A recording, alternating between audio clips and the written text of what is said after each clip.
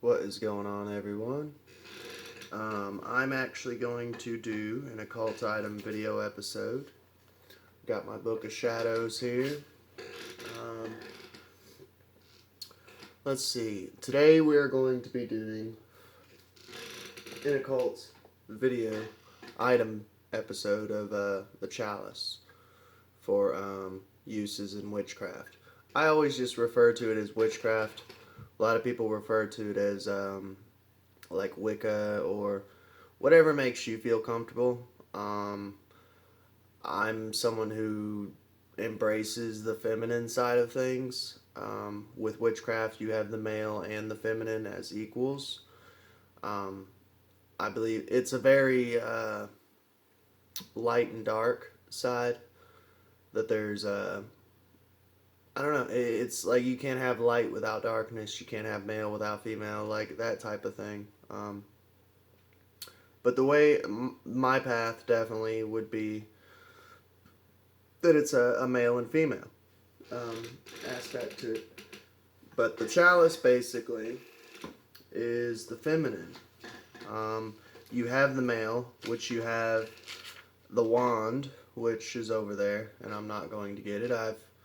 I've made multiple occult item videos. You can check out my other videos, but that's my staff right up there.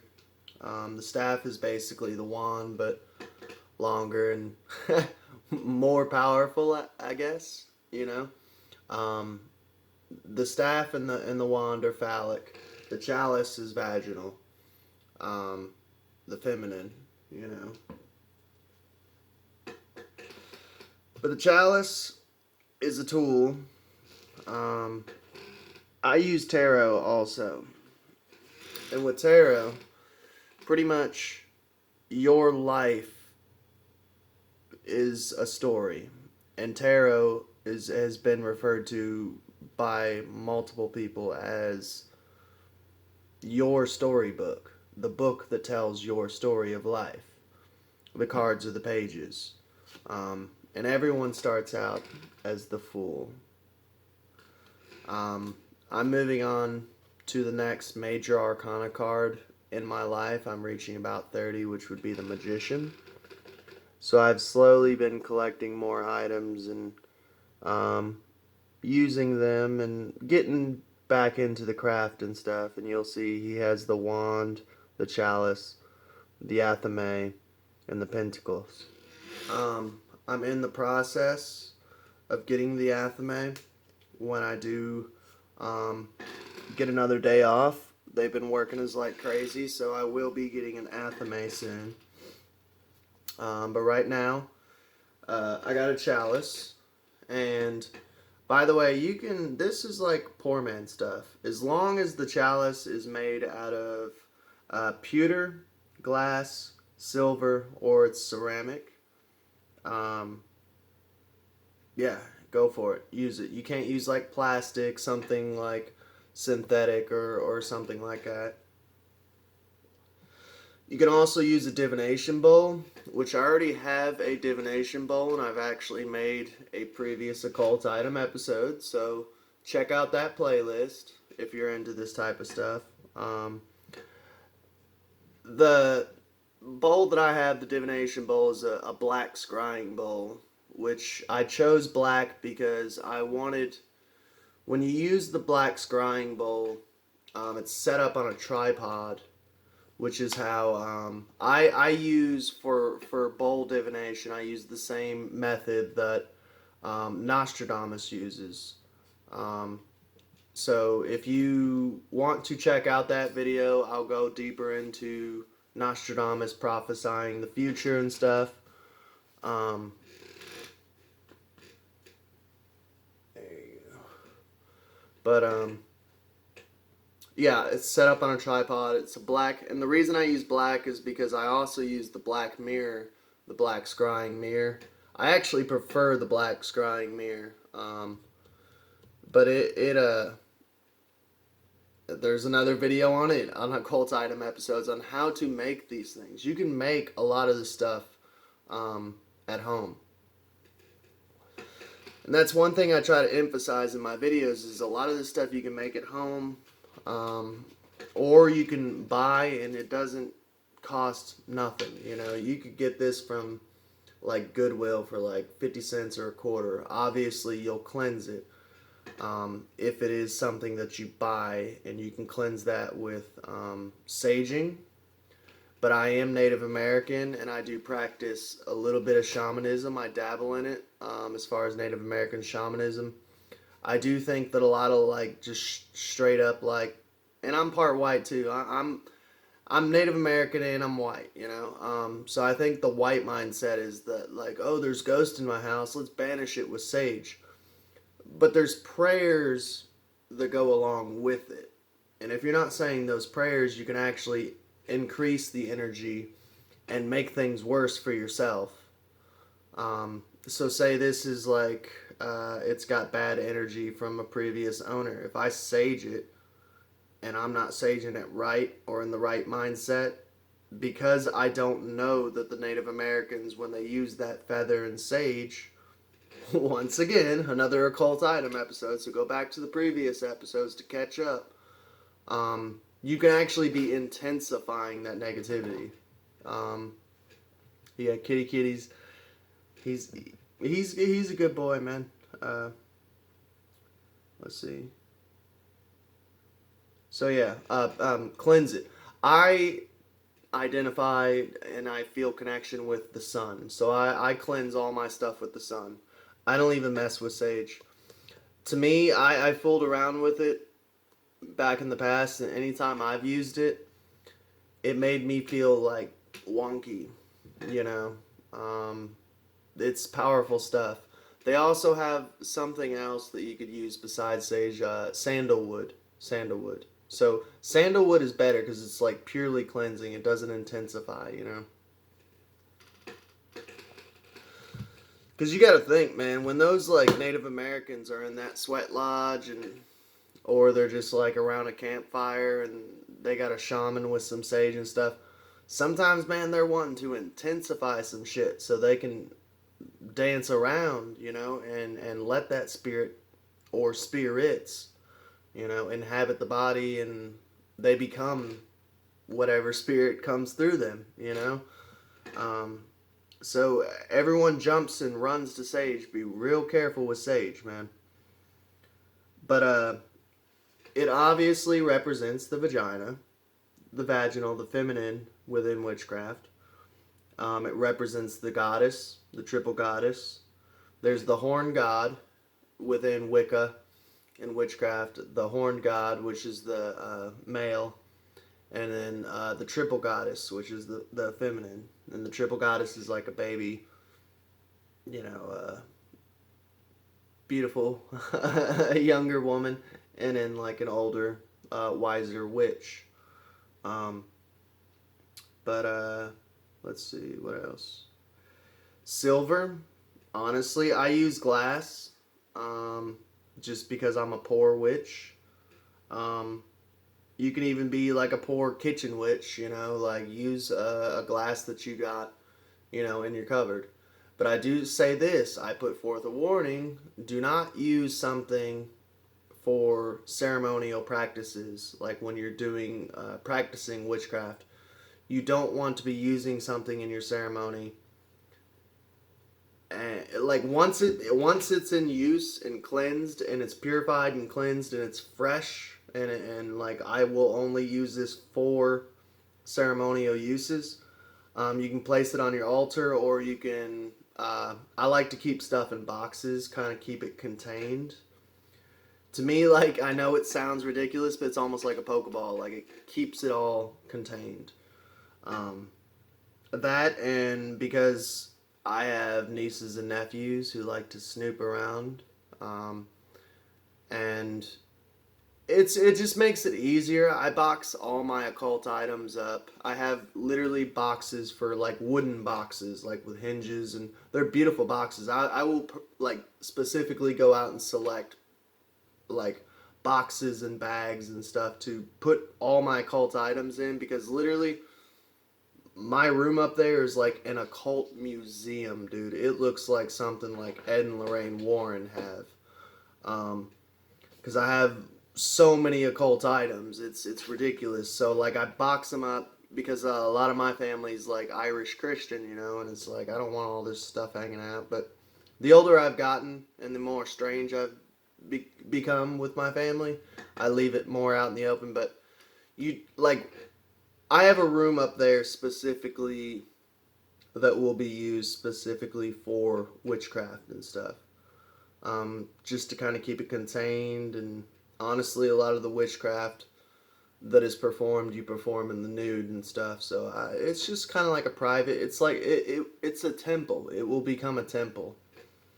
Um, but I contain it and use it only for ceremonial. The point I was making is don't just be like, oh, this is my chalice, and you start pouring beer or wine in it and start drinking out of it casually.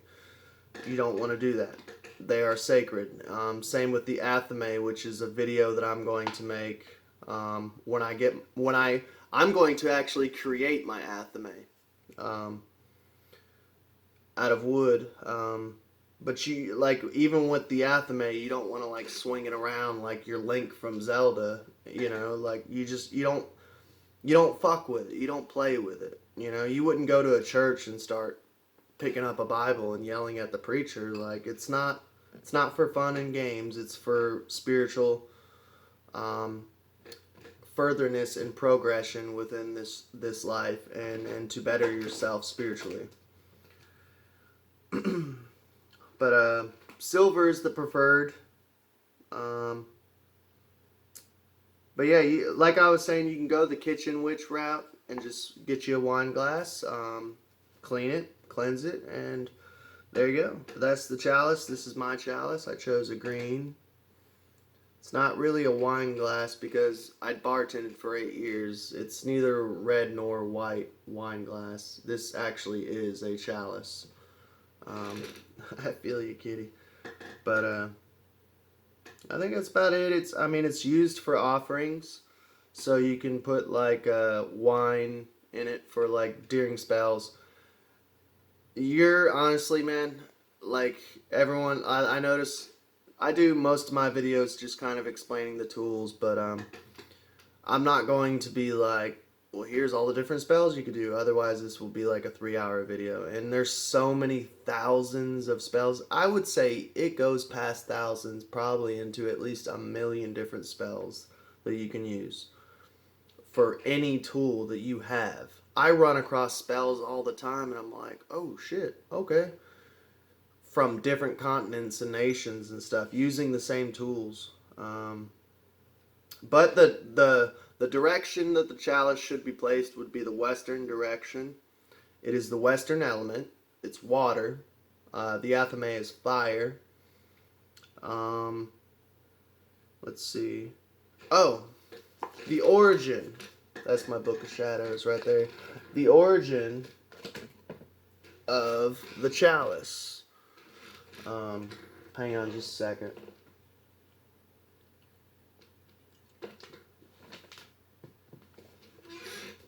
There it is. The origin of the chalice. And it actually gets into the whole Holy Grail. The origin of the Holy Grail. I have this book here. This is an amazing book. Celtic Myths and Legends. It's by Charles Squire. It's an awesome book. This is like the biggest collection you can get. I always call it the Celtic Bible. It's literally, because I'm Irish, McPherson clan.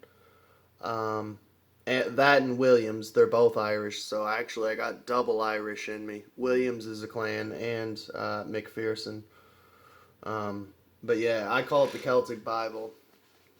But I'm going to kind of get into. I'll read you a little bit of it. It's good reading.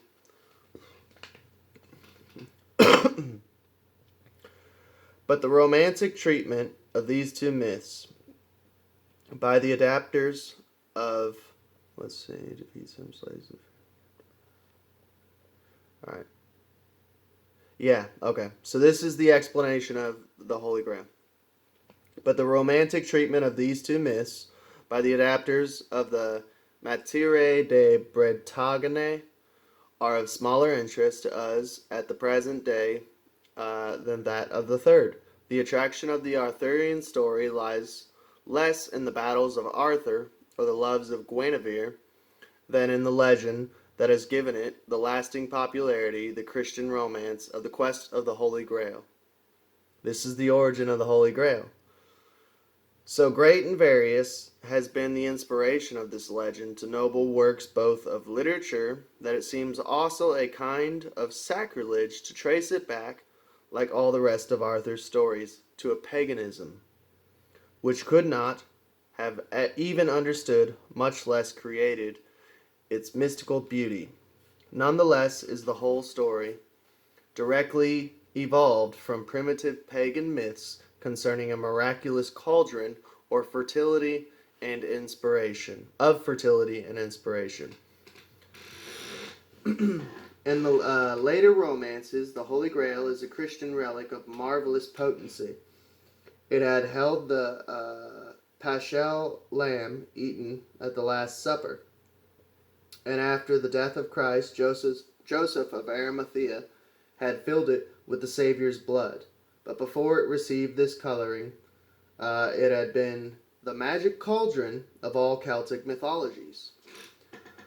The Dagda's Undri, which fed all who came to it, and from which none went away unsatisfied. Bronze cauldron of renovation, which brought the dead back to life. The cauldron of Origavan the giant, which would be Nephilim, from which the Muses ascended.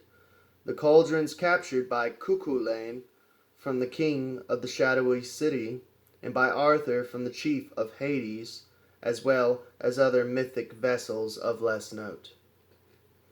In its transition from pagan to Christian form, hardly one of the features of the ancient myth has been really obscured. We may recount the chief attributes as Taliesin tells them in his Spoiling of Anwin and the cauldron captured by Arthur. It was the property of Pwyll and of his son Pryderi, who lived in the kingdom of the other world, called among other titles the Revolving Castle, and the Four-Cornered Castle, and the Castle of Revelry, the Kingly Castle, and the Glass Castle, and the Castle of Riches. This place was surrounded by the sea, and in other ways made difficult of access. There was no lack of wine there, and it was happy inhabitants spent with music, feasting, and the existence which neither disease nor age could assail. As for the cauldron, it had a rim of pearls around its edge. The fire beneath it was kept fanned by the breasts of the 9 maidens. It spoke doubtless in words of prophetic wisdom, and it would not cook the food of a perjurer or a coward. Here we have considerable data on which to base a parallel between the pagan cauldron and the Christian Grail. Nor have we far to go in search for the correspondence, for they are nearly all preserved in Mallory's romance, which I have. I'll actually make some episodes on Conspiracy Corner podcast for that. Actually, if this reaches 30 minutes, I'll turn this into a Conspiracy Corner podcast episode, honestly. Here we have, there we go. Nor have we far to go in search for the correspondence, for they are nearly all preserved in Mallory's romance. The mystic vessel was kept by King Pelles, who is Pwyll, in a castle called Cornabec, a name which resolves itself in the hands of a philologist of Caer Banawig. Sorry, I'm getting into Celtic, dude. There's a lot of Celtic in this book, and Celtic and Gaelic. Well, actually, Gaelic, that would be Gaelic, but there's a lot of Gaelic that's harder to read. That's one of those languages I've been wanting to learn, honestly, because it's a dying language, sadly. Of the character of the palace, of the place as the castle of riches and a castle of revelry, where bright wine was the drink of the host, we have more than a hint in the account twice given of how, upon the appearance of the Grail born it should be noticed by a maiden or angel. The hall was filled with good odors, and every knight found on the table all kinds of meat and drink he could imagine as most desirable.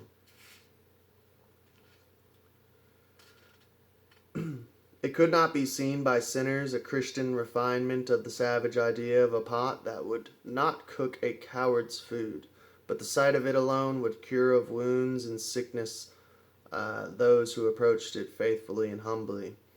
And its presence neither old age nor sickness could oppress them. And though in Mallory we find no reference either to spot of having been surrounded by water or to the castle as a revolving one, have only to turn from the Morte d'Arthur to the romance entitled Sante Grail to discover both Gualacme going to the castle of King Palier Pryderi finds encircled by a great water, while Peredur, approaching the same place, sees it turning with greater speed than the swiftest wind. Moreover, archers on the walls shoot so vigorously that no armor can resist their shafts, which explains how it happened that of those that went with Arthur, except 7, none returned from Caer Sidi. It is noticeable that Arthur himself never attempts the quest of the Grail, though it was he who had achieved its pagan original. We find in Mallory 4 competitors for the mantle of Arthur: Sir Pelleas, Sir Bors, Sir Perceval, and Sir Galahad. The first of these may be put out of court at once. Sir Pelleas, who being himself Pels, or Pwyll, the keeper of it, could have no reason for such exertions. At the second we may look doubtfully, for Sir Bors is no other than Emrys or Mirrodin. So it's connecting the Grail Knights with Celtic mythology. For Sir Bors is no other than Emrys and Mirrodin. Yeah, blah blah blah. We do not find the sky god personally active in securing boons by force or craft from the underworld. The other two have better claims: Sir Perceval and Sir Galahad. Sir Perceval is Norman French name for Peredur, the hero of the story in the Red Book of Hergest. Okay, so I'll have to check that out. Which gives the oldest form of the Grail quest we have. It is an anterior to the Norman romances and forms almost a connecting link between tales of mythology and chivalry. Peredur and Sir Perceval, therefore, is the oldest, most primitive of the Grail seekers. On the other hand, Sir Galahad is the latest and youngest. But there is reason to believe that Galahad in Welsh, Gwalchafed, and the Falcon is But there is reason to believe that Galahad in Welsh, Gwalchafed, the Falcon of Summer, is the same solar hero as Gawain, the Green, in Welsh. Gualacme, the Falcon of May, both are made in the story of Culc and Owen, sons of the same mother Gwar. Sir Gawain himself is, in one Arthurian romance, the achiever of the Grail. It is needless to attempt to choose between these two. Both have the attributes of sun gods. Gualacme, the successor of Lu La, gifts, and Peredur, Paladrihir, that is say, the spearman with the long shaft, may be allowed to claim equal honors. What is important is that the quest of the Grail, once the chief treasures of Hades, is still accomplished by one who takes in later of the legend place of Lu La Gifts and Lu Lamfada in the early British and Gaelic myths as a long-armed solar deity victorious in strife against the powers of darkness.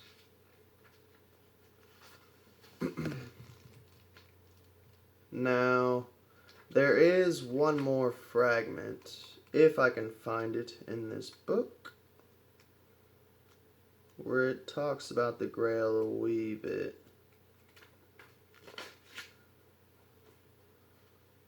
Yeah. We got time. Let me see if I can find it. If I can't find it, then I'll end this video. And I appreciate you watching it this long. I'm trying to put knowledge out there while they're trying to cancel a lot of people. I'm not finding it. I got notes in every one of my books, but check out that book. It's an awesome book, man. But yeah, that's the Chalice. And I hope you all enjoyed. And you all have a blessed day. Blessed be.